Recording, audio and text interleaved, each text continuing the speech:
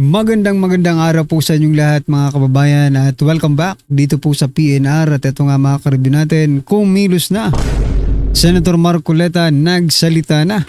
Ayan mga kababayan, patungkol po riyan ang ating at bibigyan ng reaksyon ngayong araw na ito, pero bago pong lahat sa mga hindi pa po nakapag-subscribe sa ating munting channel ay pa-subscribe naman po at eto na nga, simulan na po natin to.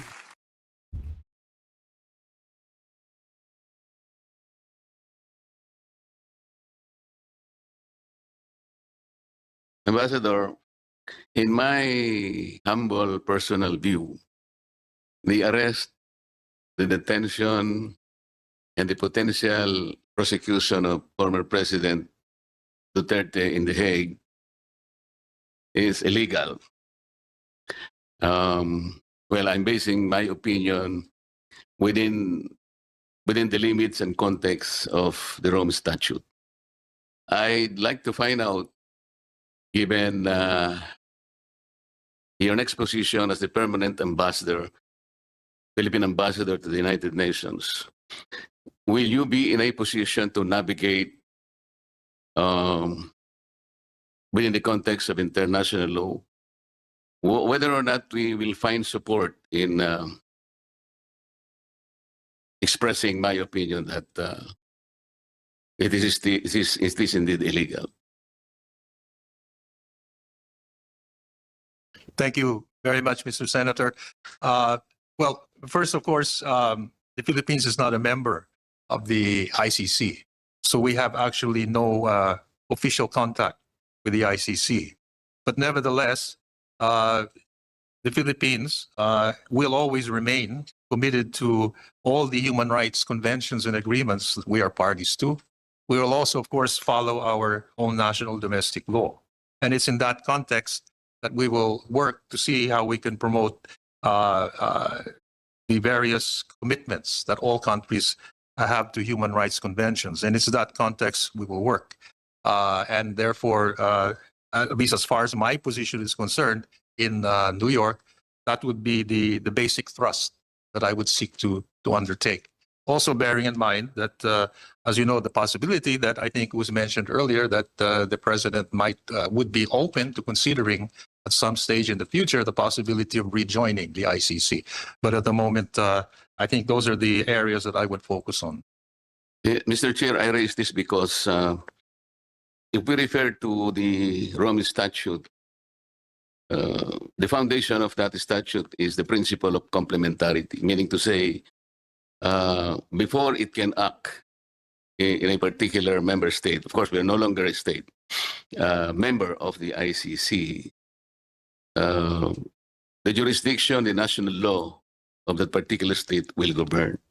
There has not been any pronouncement that the Philippine government, judicial system, or the National Prosecution Service cannot function or remains to be inactive. There is no such allegation or admission on the part of the Philippine government. So dapat sana ang naunang, kung mayroong pagkakasala yung ating nakaraang Pangulo, dito siya dapat na-arestuin, dito siya dapat litisin at hatulan mismo ng ating sarili mga batas. That was not done. So, the ICC itself did not observe its own regulation, its own rules. At meron naman po tayong domestic law. Hindi po ako nagkakamali. This is Republic Act 8591 na sinasabi po doon ang nagkasalang isang Pilipino, kahit na yung pagkakasala niya ay tinataguriang international crime at lahat ng kauri nito, ang jurisdiction dito pa rin sa ating bansa. Bigla na lang inaresto na hindi naibigay ang kaukulang due process. So I'm expecting na dahil naman sa tungkulin mo sa United Nations, baka makapagtanong-tanong ka naman kung yung naganap na pangyayari ay talagang regular o dapat nating bigyan ng masusing pag-aaral, baka naman nagkamali ang nakagawa ng ganito. Yun lang naman ang punto, Mr. Secretary. Mr. Ambassador. So yan mga kababayan, patuloy muna natin saglit ang video at eto, pasadahan muna natin yung mga mainit na balita dito po sa mundo ng social media. At eto nga mga kababayan, nakita ko lang po ito ngayon. Ayan, si First Lady, mga kababayan, at si Diskaya, si Sara Diskaya, mga karibin natin. Sabi po dito sa balita, pati pala si Lisa Marcos nabiktima ng Diskaya. Building walang alulod. Nako po. Bakit yan ang kinuha yung kontraktor? Diba? Ito pong balita mga kababayan, maging si First Lady Lisa Araneta Marcos ay naging biktima rin umano ng mga Diskaya. Ang Philippine Film Heritage Building sa Intramuros na nagkakahalaga ng halos 107 milyon ay hindi natapos at puno ng depekto. Pumayag kayo? Pumayag kayo na hindi natapos at puno ng depekto yan?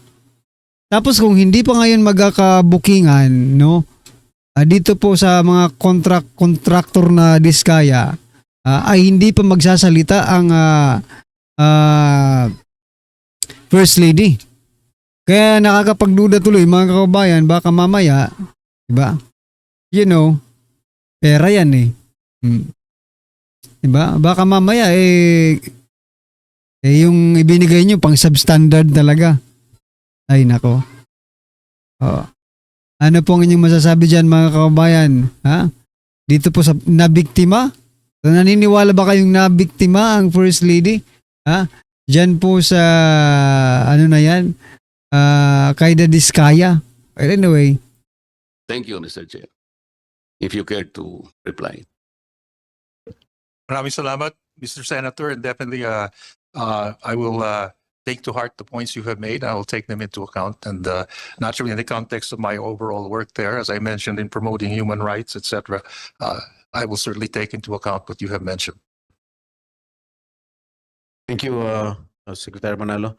The chair would like to acknowledge the presence of Senator Amy Marcos before Congressman Guido Garbin. Thank you, Mr. Chair, and morning to our esteemed colleagues. In pursuance to our mandate in confirming the appointments of our nominees and appointees of the President, we are guided by no consideration other than the fitness, integrity, and the qualification of this respective appointees of the President.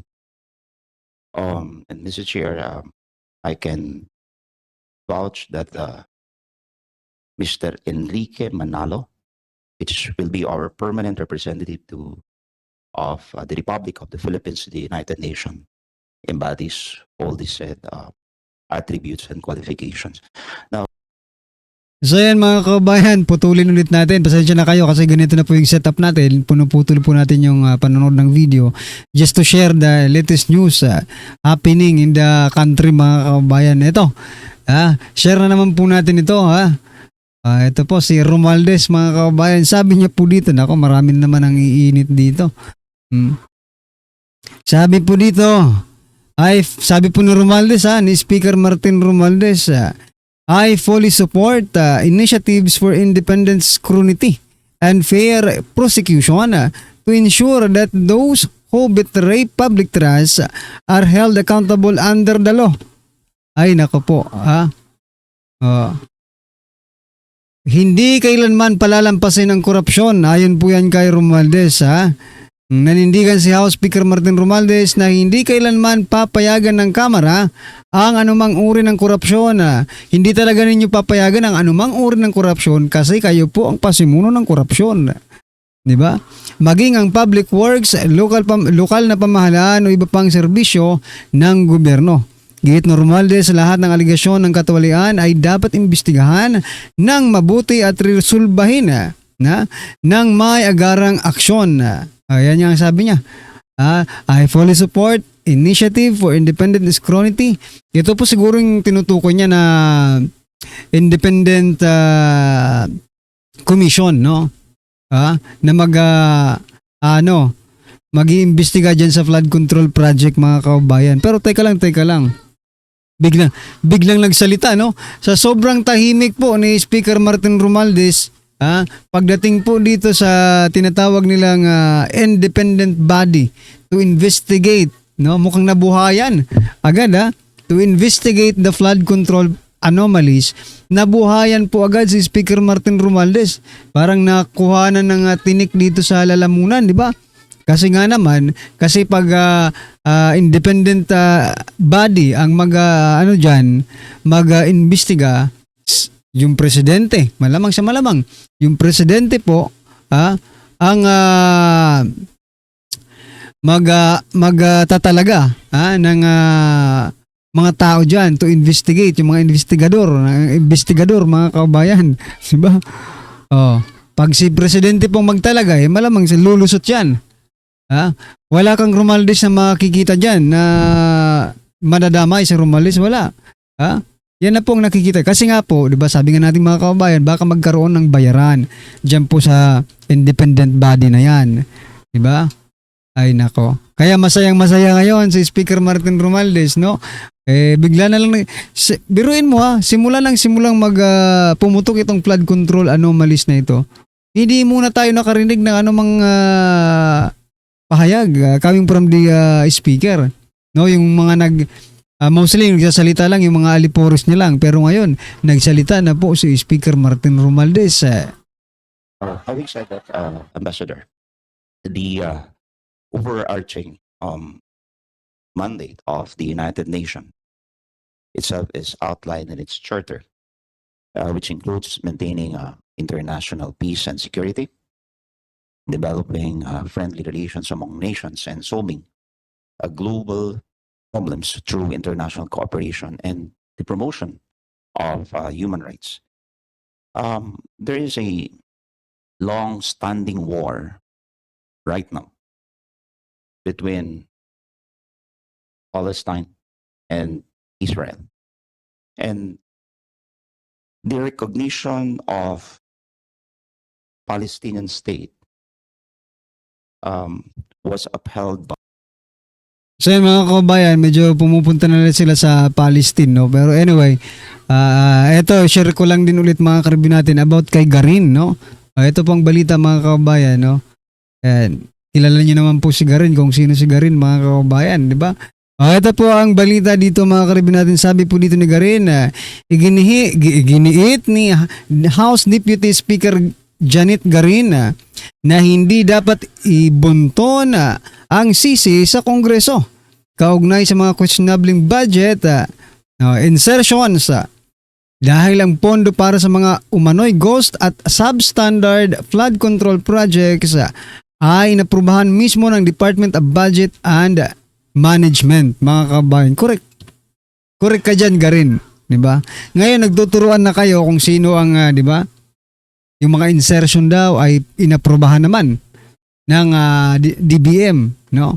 Okay, sige, sabihin na natin. Sabihin na natin, nagmamalinis kayo dyan sa kamera. Wala kayong kinalaman dahil DBM naman ang nag-approve. Ngayon, sino po ang pumipirma dyan? Siyempre, may bicameral tayo.